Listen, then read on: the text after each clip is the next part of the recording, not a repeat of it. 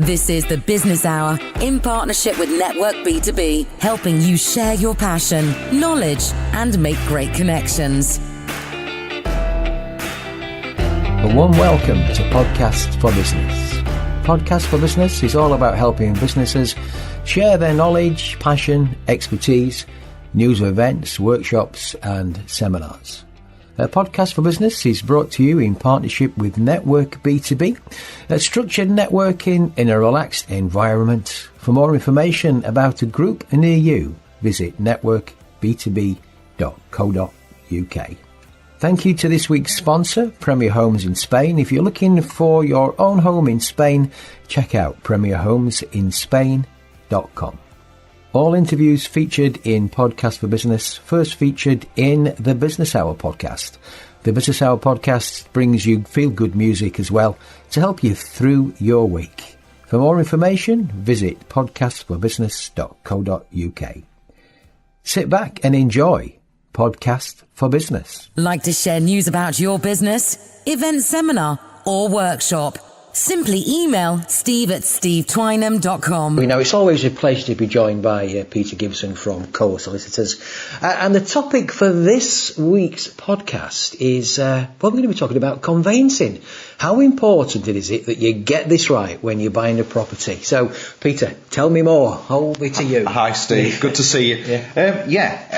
If you're buying anything, it's always important to get it checked out. And if you're buying a property, which is generally for most people the most expensive, most valuable transaction that they ever undertake in their lives, it's really important to get that right, get the right advice, get the property checked out with a survey, and make sure that you are connected to water and sewerage, that you haven't got a liability to pay for some church repairs down the road.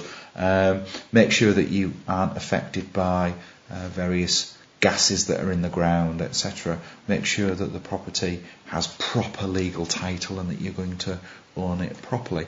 These sound terribly dull things. You've just raised a really interesting one for me as you were talking there, because gases in the ground, you see. Yeah. Now, what's that? Could be methane, could it? Well, it could be a range of gases, and what we generally recommend is that we carry out an environmental report as part of the searches that we have carried out for a property, and that environmental report will alert us to any particularly known sites of, a former rubbish tip where landfill has been occupied, which would be giving off something like methane.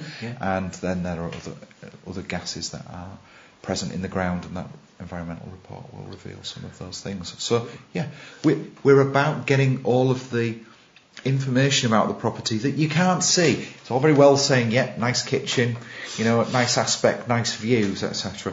But you want to know that they're not about to build, a great big commercial warehouse right next door to your house and block your view. And the legal work is involved in checking a lot of these things out for you. And I know from experience, Peter, in terms of right away, for example, could be worth checking. You might have bought a lovely cottage in the countryside. Well, there's this old saying, there's funny things in rural parts. And, that's an interesting comment. There are funny things in rural parts. And certainly rights of way and access in rural areas does throw up some issues and problems from time to time. So it's very important to get those things checked out. Over the years that I've been in practice, I have seen, a number of people fall out over not necessarily sort of public rights of way in terms of footpaths, but more neighbours who've got access over. It could be a yard, it could be an alley, it could be a back garden where one's got to access one through the other. And what about boundary disputes, Peter? Because they can be interesting, can't they? They can be very lucrative, I can tell you that. My practical, common sense, grounded advice in respect of a boundary dispute is don't have one. Do not have a boundary dispute. But if you do, we can help you. Right, okay.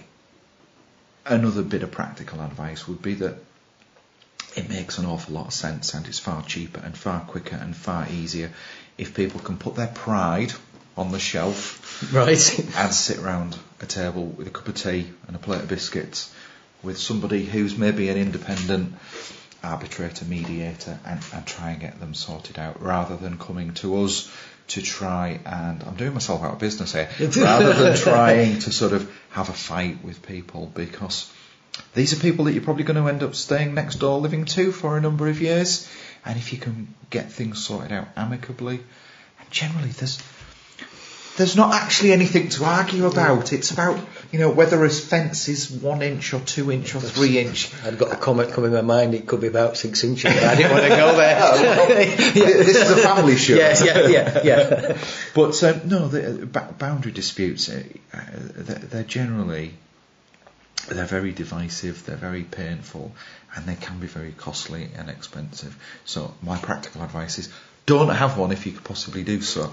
And as part of a conveyancing process, when you're buying a property, we will check out those things, and there are questions about whether any boundaries have been moved or altered, or whether there has been any disputes. So that's, again, part of the processes of properly buying a house through a solicitor. And Peter, when somebody is buying a property, if they've had an issue with a neighbour, does that have to be reported now?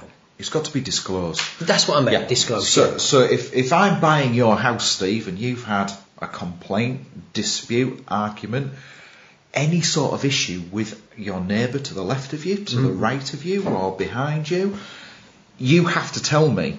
Because if you don't tell me, you have misrepresented to me the situation and circumstances in respect of the property. Right. So honesty is always the best policy. Because if you don't, then I've got to come back. I could come back to you and say, you didn't tell me about this. Yeah. You've misled me. Right, got you. I've suffered a loss. I'm going to sue you now. Right, okay, all right. So honesty, the best policy. And you touched earlier when we were talking today about, the view of the house. It's nice kitchen, nice decorations, nice thing. But how important is it to have that survey done? Oh, absolutely essential. Unless you are buying a property that is a complete wreck and you are going to demolish it, property, buildings, in particularly old buildings, have all sorts of things that have gone wrong with them. People have messed about with them, altered them, added to them, changed things. And getting an expert in buildings come along, take a look, lift floorboards, look in the loft, lift carpets, look above and beyond and behind, and go up ladders, and maybe even send a drone up to look down the chimney stack, for example. Well, right, okay, right. All sorts of things that you can't see from ground level looking at a property. How many of us know what wet rot looks like, what dry rot looks like, what rising damp looks like, and all of these issues? So getting a building survey done on a property that you're going to invest in, probably your biggest expense in your life ever, somewhere that's going to be a home for you and your family for years to come, getting that property right and making sure that you're fully informed about it is absolutely the right thing to do. And so it might be, I don't know, 300, 400, 500 pounds, but that's money very well and truly well spent. And building regs can change as well, because I remember when we bought an old cottage, and when we had this surveying done, and we had to have a firewall built in the loft because there was a space between the cottages, and for years that had been okay. Yeah. But the building regs changed. Yeah. I once lived in a terraced house myself, and there was no dividing wall between the attics. That's up above. So yeah, I have come across that problem before. So well worth getting that done. Absolutely. Yeah, and making the right investment, because just think about this. It's a big investment. You could be there for years. Well worth checking out, and not just forget thinking about the colour of the wallpaper for Absolutely. a minute. Make sure you can change that. You can't change it if your roof's falling off easily. So Peter, if people want to get in touch with you and then help and get some advice, and you help them with the conveyancing, how can they do that? There are lots of ways to get in touch with us: website, telephone, Facebook, Twitter, LinkedIn. But if you just simply Google Coles Solicitors, you're going to find our nearest office to you here in Yorkshire and the Tees Valley. Brilliant. Thanks for joining us today. Pleasure, as Thank you. always, Steve. Thank you. Like to share news about your business, event, seminar or workshop? Simply email steve@stevetwynham.com. Thank you for taking the time to listen to this podcast for business. If you would like to feature your business in Podcast for Business and the Business Hour podcast, I would love to hear from you. Simply email steve@stevetwynham.com. The Business Hour podcast is produced and presented by Steve Twynham. Copyright applies.